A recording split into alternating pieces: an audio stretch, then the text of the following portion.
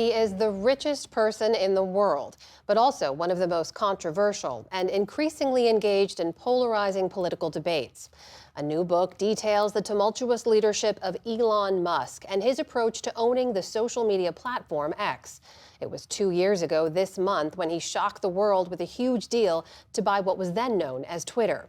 Ali Rogan has that conversation for our Bookshelf series. The $44 billion deal gave Elon Musk total control of one of the most influential media platforms in the world. Now, X, the company, and its site have changed dramatically. New York Times technology reporters Kate Conger and Ryan Mac are co-authors of Character Limit: How Elon Musk Destroyed Twitter. And they join me now. Thank you both so much.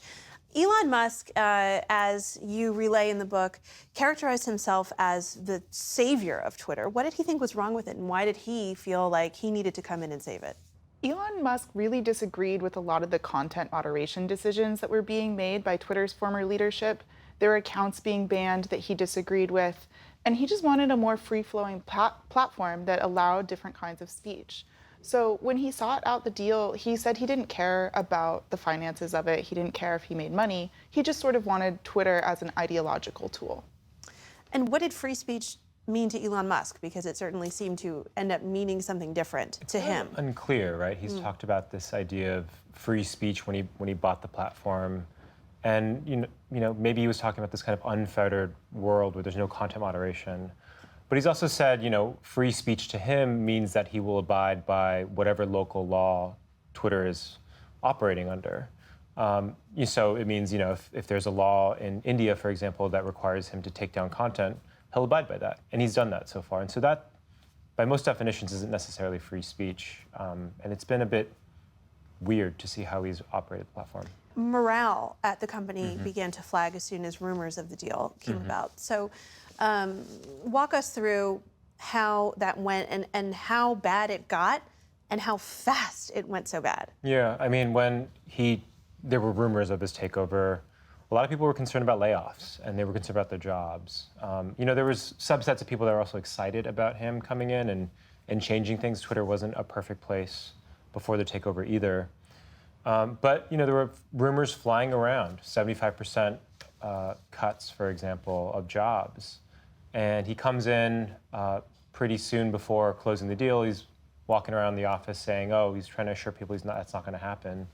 Well, lo and behold, a series of cuts have happened since then, and thousands of people have been laid off. And so it's been, from a morale standpoint, a disaster. Yeah. And it seems like some of the people that he brought in really treated him like the leader of a cult. You note that many people got that impression of him. Tell us about that. Yeah, so the people around Elon Musk really view him as a once-in-a-generation leader. And they're very attached to the missions that he puts forward for his various companies, whether that's, expanding green energy through Tesla or getting humanity to Mars through SpaceX. They're very bought into those missions, and they feel like they need to do whatever is possible for them to protect him and protect the mission. And so that really means walling him off from any kind of criticism or pushback as he makes these very uncomfortable decisions.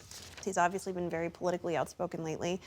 He recently tweeted and then deleted a question about why there haven't been assassination attempts against President Biden and Vice President Harris.